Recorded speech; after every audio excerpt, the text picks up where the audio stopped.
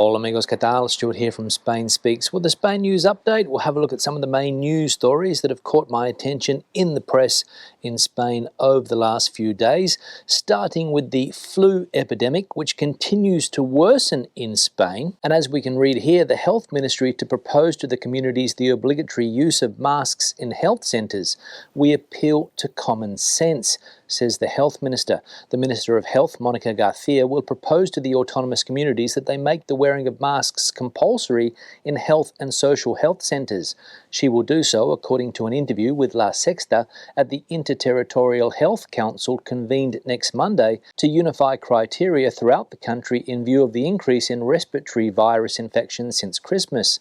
Garcia explained that this proposal will consist of making the use of masks compulsory temporarily and in line with the measures already being taken by some regional governments, such as Catalonia and the Valencian community. So the flu epidemic in Spain, as I said, getting worse day by day, more serious in some autonomous communities than others. For example, the Valencian community has 3 times the amount of cases than Andalusia, for example, and Catalonia also pretty bad. And the health minister in Spain, Monica Garcia, as we saw there, going to propose to the autonomous communities the obligatory use of masks again in health centres. So if you are out and about in Spain currently, take care as far as the flu is concerned. Next piece of news related to immigration in Spain, and apparently quite a lot of Spaniards are not happy with the amount of immigrants coming into the country. And as we can see here, the majority of Spaniards consider that there are too many immigrants, but there's sympathy for Latinos,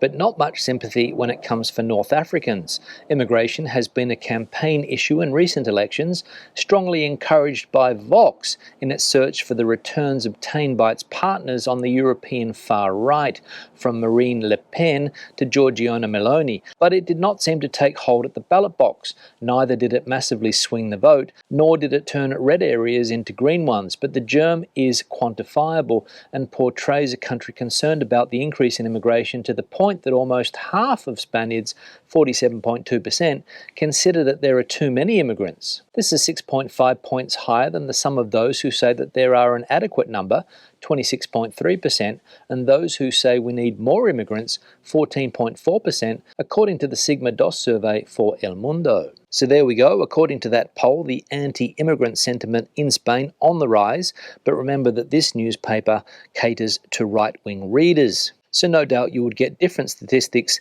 if the poll was done by a left-wing newspaper. But as the article also points out, the anti-immigration sentiment was not shown at last year's general elections. Fortunately, in my opinion. Keeping on the subject of immigration and illegal immigration, as we can read here, Spain returned more than 4,000 migrants to their countries of origin in 2023. Throughout 2023, the year of the Great Migration Crisis, the Interior Ministry exceeded 4,000 returns of migrants from non-European countries to their places of origin, according to sources in that ministry and data communicated by the government to Eurostat. The figures sent to Europe are for returns following the issuance of an order to leave Spanish territory, whatever the reason. The closed figure for these returns, most of them forced, is 3,795 as of the 1st of October.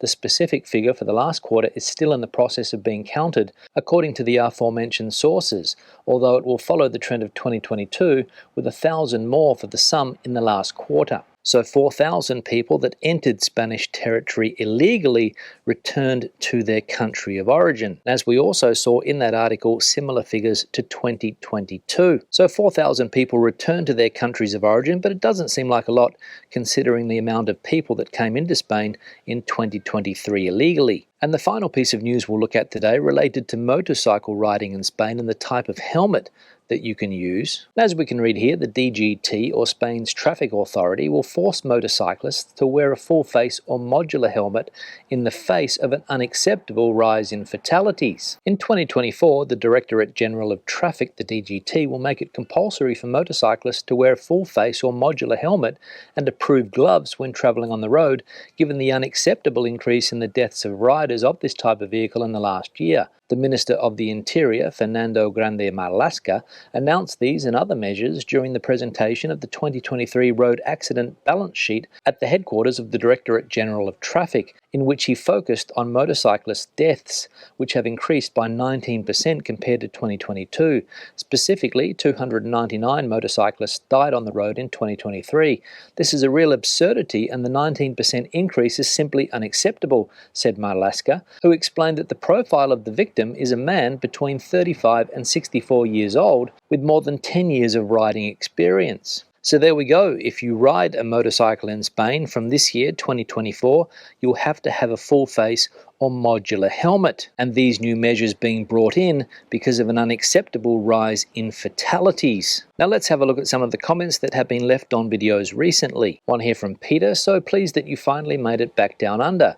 Looks beautiful. I have family in Perth, a few cousins, at this very moment with their boat at Rottnest Island. Enjoy and a happy new year from Andalusia. Yeah, Peter, thanks for the comment and a happy new year to you too. And I must also say that I'm happy too to have got down here for the Christmas and New Year's period, especially with this fantastic weather, because it is very, very cold in Madrid at the moment, and I hate Madrid winters. And I bet your cousins are also enjoying the good weather on their boat at Rottnest Island, which is a fantastic place for a summer holiday also. One here from Robert: Torrevieja has a desalination plant which cost a lot of money to build 10 years ago.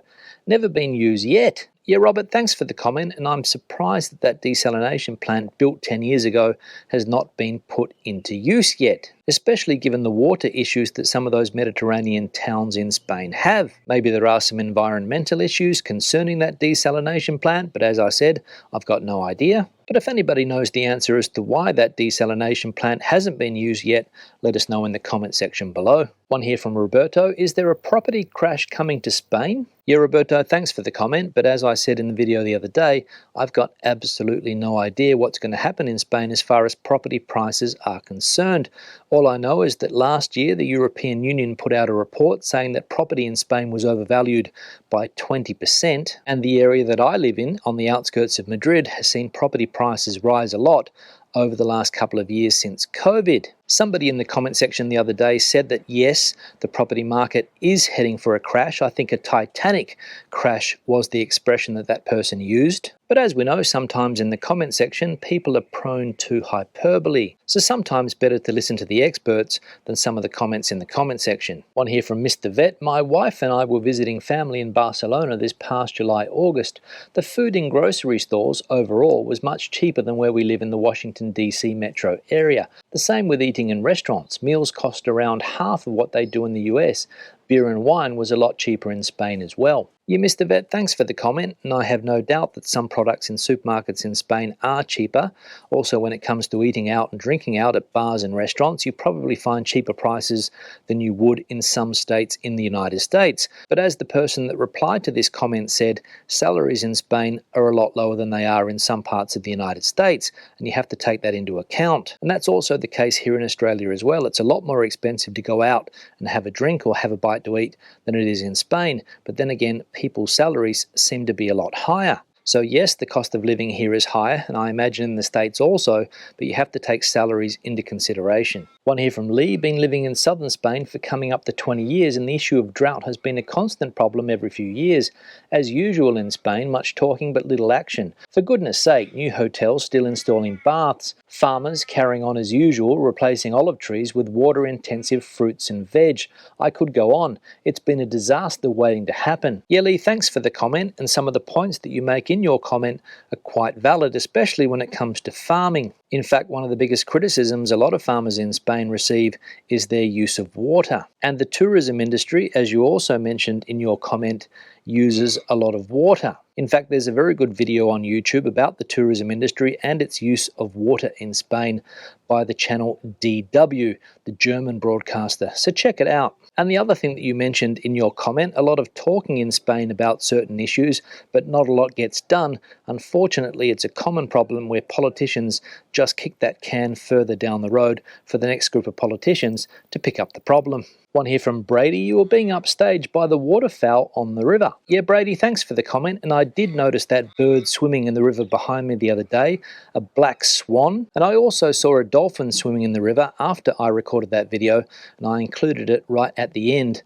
of the other day's video, so check that out too. One here from El Riker. Thanks for the update, Stu. Lovely location. It's also the lighting. I grew up in Zimbabwe and missed the southern hemisphere light. Everything is brighter and the colours are more vivid. It's like everyday life in HD. Looking forward to the next vid. Yeah, Riker, thanks for the comment, and you're right, there is a lot of light here. There are a lot of different colours and everything seems very vivid. But I didn't know that there was such a difference between the southern hemisphere and the northern hemisphere as far as this is concerned. But this is a fantastic part of the world. I love spending time here, and the flora and fauna is absolutely fantastic. And the final comment here from Peace: if the drought was real, all the trees would be yellow and the grass. I have watched them drain these dams over the last 4 years slowly. It's all part of the climate change garbage. Yeah, Peace, thanks for the comment, but unfortunately I'm going to have to give this comment the title of craziest comment that I've seen for a long time on the channel, because if I understand correctly, what you are saying is that people are deliberately draining the dams in Andalusia and making it look like climate change. So the fact that it hasn't rained enough over the last few years, in your opinion, has nothing to do with it, right? But anyway, you keep believing what you want to believe, and I'll keep believing what I want to believe. Thanks for the comment. On that note, I'm going to wrap the video up. Questions and comments, please leave them in the section below. If you have an opinion on anything that I have spoken about today, please, the comment section is the place for you. Give the video a thumbs up if you liked it, thumbs down if you didn't. I'll see you in the next one. Hasta luego.